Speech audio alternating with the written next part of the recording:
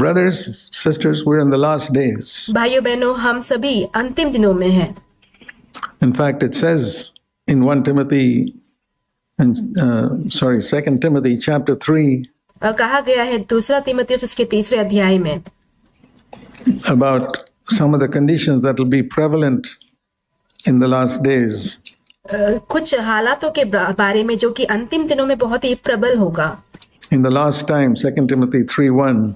2 तीमुथियुस 3 अध्याय उसका पहला वचन, अंतिम दिनों में Men will be lovers of self, जो मनुष्य जो होंगे वे स्वयं से प्रेम रखने वाले होंगे, lovers of money, पैसों के प्रेमी होंगे, verse 4, lovers of pleasure, सुख विलास के प्रेमी होंगे, वाक्य 4, and not lovers of God. पर परमेश्वर के प्रेमी ना होंगे. To love God, one needs to be filled with the Holy Spirit. Instead परमेश्वर से प्रेम करने के लिए एक को पवित्र आत्मा से भरने की जरूरत है. of that, verse 2, they'll be lovers of self नहीं तो क्या होगा? और दूसरा वचन, वो स्वयं के प्रेमी होंगे, and lovers of money. पैसों के प्रेमी होंगे. And third, तीसरा, verse 4, they'll be lovers of pleasure. चौथा वचन, वो सुख विलास के प्रेमी होंगे. But they will not be lovers of God. And one of the things mentioned here is that और वे परमेश्वर के प्रेमी नहीं होंगे. और एक और बात जो यहाँ पे उल्लेखित है वो ये है, children will be disobedient to parents, verse 2. और दूसरे वचन में कहा गया है कि जो बच्चे रहेंगे वे माता पिता की आज्ञा टालने वाले होंगे In the last days. अंतिम दिनों में. I mean, children have always been disobedient to parents. Why is it specifically mentioned here? देखिए, जो बच्चे जो होते हैं वो सामान्य रूप से ही माता पिता के अनाज्ञाकारी होते ही हैं, परंतु यहाँ पे खास रूप से क्यों ये उल्लेखित है? Difficult times will come, 1 Timothy 3:1. 2 तीमुथियुस 3 अध्याय उसका पहला वचन, कठिन समय आएंगे. Because these things, men will be lovers of self, and क्योंकि ये सारी बातें, मनुष्य जो है वो स्वयं से प्रेम रखने वाले होंगे, children will be disobedient to parents. और जो बच्चे जो होंगे वो माता पिता की आज्ञा टालने वाले होंगे. And you can see that all over the world. There's a time when और ये बातें आप सारी दुनिया में देख सकते हैं कि ये एक ऐसा समय है, the spirit of rebellion is there in school. Children pick up bad habits in school. और एक हठीलेपन की आत्मा है बच्चों में. बच्चे जो है स्कूल से बुरी आदतों को सीख लेते हैं. What we need today in our churches is spirit-filled parents. आज हमारी कलीसिया में हमारी जरूरत क्या है? आत्मा से भरे हुए माता पिता. It's not a course on bringing up children, ये बच्चों के परवरिश के बारे में कोई कोर्स नहीं है, but being filled with the Holy Spirit and respecting the Word of God पर पवित्र आत्मा से भरे रहना है और परमेश्वर के वचन का आदर करना है. and seeking to be towards our children like God is towards us. और हमारे बच्चों के प्रति वैसे ही रहने की खोज करना जैसे कि परमेश्वर हमारे प्रति हैं. God assures us of His love, परमेश्वर अपने प्रेम के विषय में हमें आश्वासन देते हैं, and we must assure our children of our love. और हमें भी अपने बच्चों को हमारा जो उनके लिए प्रेम है उसके लिए आश्वासन देना है. But it also says in Hebrews chapter 12, और भी लिखा हुआ है इब्रानियों के इसके 12वें अध्याय में and verse 7, उसका 7वां वचन, it is for discipline that you endure. God then deals with you as with sons. तुम दुख को ताड़ना समझकर सह लो, परमेश्वर तुम्हें पुत्र जानकर तुम्हारे साथ बर्ताव करता है. If God disciplines you, that shows you're His son. यदि परमेश्वर आपकी ताड़ना करता है तो ये दिखाता है कि आप उनके पुत्र हैं. That's one of the proof. I mean, if you can do something wrong, तो ये एक प्रमाण है. मान लीजिए कि आप यदि कुछ काम गलत कर लेते हैं and God doesn't discipline you, और फिर परमेश्वर आपको उसके लिए ताड़ना नहीं देते हैं, I would question whether you're really born again. तो मैं आपसे ये प्रश्न करूंगा कि क्या आपने सच में नया जन्म पाया है? I know times when I've slipped up in something so trivial, मैं ऐसे समय को जानता हूँ जब मैं छोटी सी एक बात पर फिसल गया था, गिर गया था, and God's punished me in some way. और फिर परमेश्वर ने मुझे किसी तरीके से ताड़ना दी थी. Some fever, something or the other. एक बुखार या कुछ और बात. And I say, why? And the Lord points out to some small little thing. और मैं पूछता था क्यों, और परमेश्वर मुझे एक छोटी सी चीज की तरफ इशारा करते, which most people wouldn't even think is serious. जो कि अधिकतर लोग उसको गंभीर भी नहीं समझते. वैसे एक बात that shows God's jealous care over us. तो वो परमेश्वर का हमारे प्रति जो उत्सुकता से रखने वाला जो ख्याल और ध्यान है उसे दिखाता है।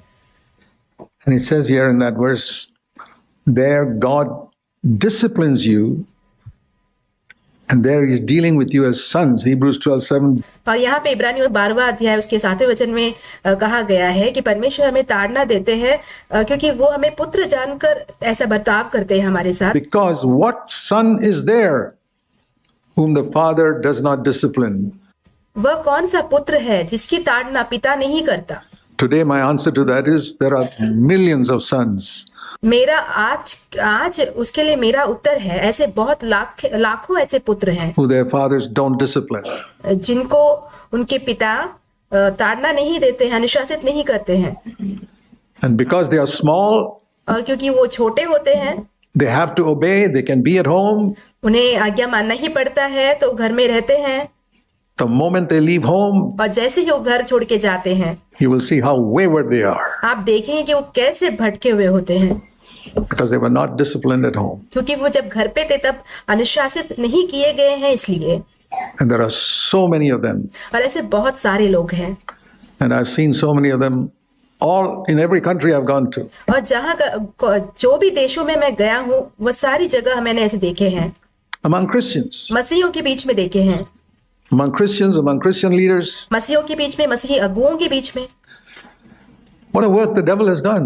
शैतान ने कैसा ही काम किया है। And it's almost as though these verses are not in scripture. ये ऐसा ही हुआ जैसे कि ये जो वचन है ये पवित्र शास्त्र में हो ही ना ऐसा। That it doesn't matter. क्योंकि फर्क नहीं पड़ता इससे। If you are without discipline, verse 8. और 8वां वचन, यदि तुम बिना ताड़ना के होते, You are illegitimate children. तो फिर तुम व्यभिचार की संतान ठहरे। Hebrews 12:8. इब्रानियों 12वां अध्याय उसका 8वां वचन। If God doesn't discipline you when यदि परमेश्वर आपकी ताड़ना नहीं करते you do हैं, something wrong, जब आप कोई गलत काम करे तब you're not a real child of His. तब तो आप परमेश्वर के सत्य के संतान नहीं है। If you can do something wrong and keep on doing it, यदि आप कुछ कार्य को कर सकते हैं और लगातार उसे करने में जारी रह सकते हैं, you keep on getting angry at home, keep on getting yelling and quarreling and shouting, and यदि आप घर में ऐसे ही गुस्सा करते रहें और चिल्लाते रहें और झगड़ा करते रहें, God doesn't discipline you, brother, sister, you better check out whether you're born again. यदि परमेश्वर आपकी ताड़ना फिर भी नहीं करते हैं तो भाइयों बहनों आप अपना जांच कर ले कि क्या आप सच में एक नया जन्म पाए हुए विश्वासी है कि नहीं। I really would say that. मैं सच में ऐसा कहूंगा। Let's imagine Almighty God allowing you to do so many things wrong. क्या आप इस बात की कल्पना कर सकते हैं कि सर्वशक्तिमान परमेश्वर इतने सारे गलत काम करने के लिए आपको अनुमति दे रहे हैं And He doesn't discipline you? और आपको वो अनुशासित भी नहीं कर रहे हैं। Anyway, I decided to take it very seriously in my life.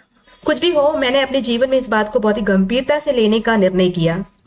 And it's made the world of difference. You see, और इसने बहुत ज्यादा फर्क लाया। there are a lot of people in the world who do 101 evil things. देखिए दुनिया में बहुत सारे ऐसे लोग हैं जो 101 बुरे काम करते हैं। And God doesn't do anything wrong. It doesn't do any harm to them. और परमेश्वर उनको कोई भी हानि नहीं पहुंचाते हैं। Look at all the heathen. सारे जो अन्य जाति हैं उन्हें देख लीजिए। What terrible evil do they do? कितनी ही भयानक दुष्ट काम वे करते हैं। They divorce and divorce and divorce and divorce, and they don't care for their children. वो बहुत सारे तलाक देते हैं, अपने बच्चों की परवाह नहीं करते हैं। And they let their children become wayward and उनके बच्चों को भटकने देते हैं कैसे भी। don't even care to bring them up properly. उन्हें अच्छे से परवरिश करने के लिए भी अच्छे से उनकी परवरिश करने की भी परवाह उन्हें नहीं होती है। God doesn't punish them. परमेश्वर उनकी ताड़ना नहीं करता है। They are not His children. क्योंकि वे परमेश्वर के संतान नहीं है। We don't punish strangers' children. हम जाकर अजनबियों के जो बच्चे हैं उन्हें ताड़ना नहीं देते हैं। We punish only our own children. हम सिर्फ अपने जो खुद के बच्चे होते हैं उन्हें ही ताड़ना देते हैं। And if you are a child of God, it says here, God will definitely discipline you.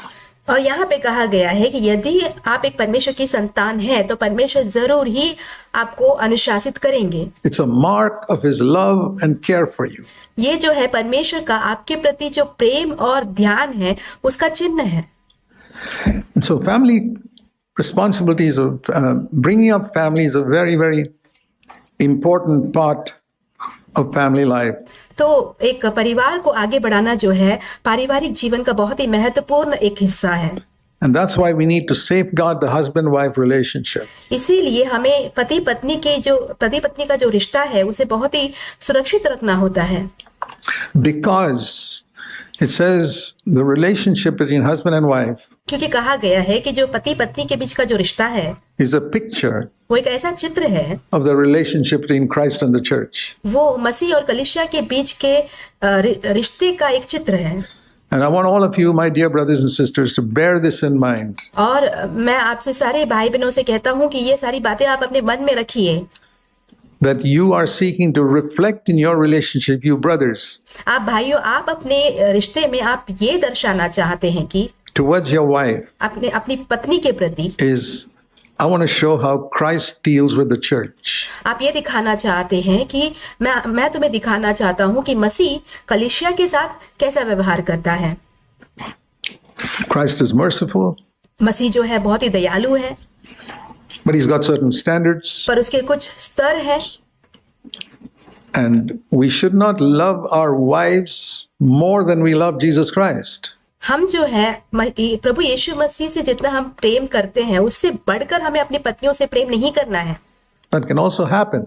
ये भी हो सकता है Where your wife does something wrong, जहाँ पे आपकी पत्नी कुछ गलत करे and for the sake of peace in the home, और घर में शांति बरकरार रखने के लिए, a false peace, एक झूठी शांति, you don't do anything about it. आप उसके लिए कुछ नहीं करते हैं, You allow it to go on, आप उसे जारी रखने की अनुमति देते हैं, even though you know that is completely contrary to the word of God.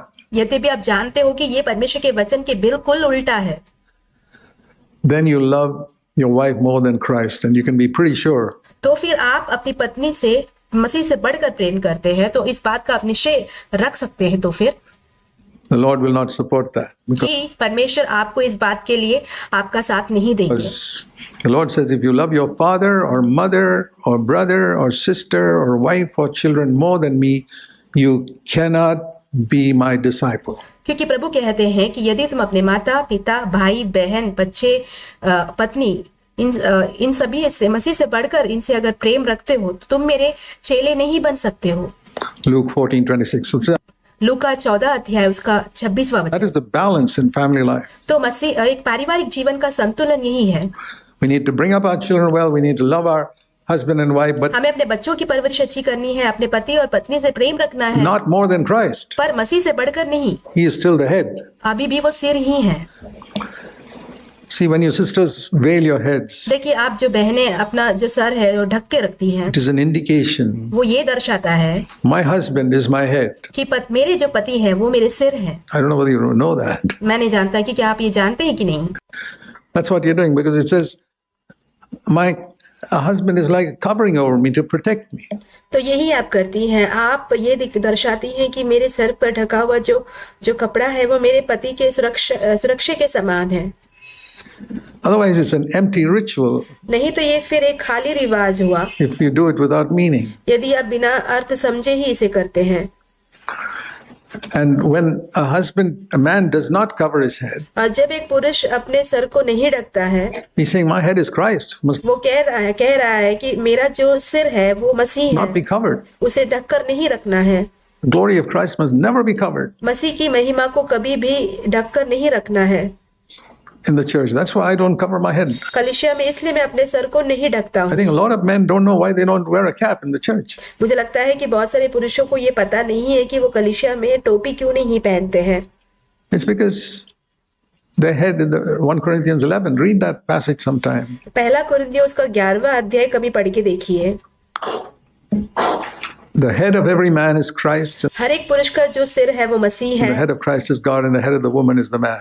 मसीह का जो सिर है वो परमेश्वर है और स्त्री का जो सिर है वो पुरुष है। So that is the order that we have to demonstrate in a spirit-filled family or a spirit-filled church. एक आत्मा से परिपूर्ण परिवार या तो फिर आत्मा से परिपूर्ण कलीसिया में इसी क्रम को हमें दर्शाना है।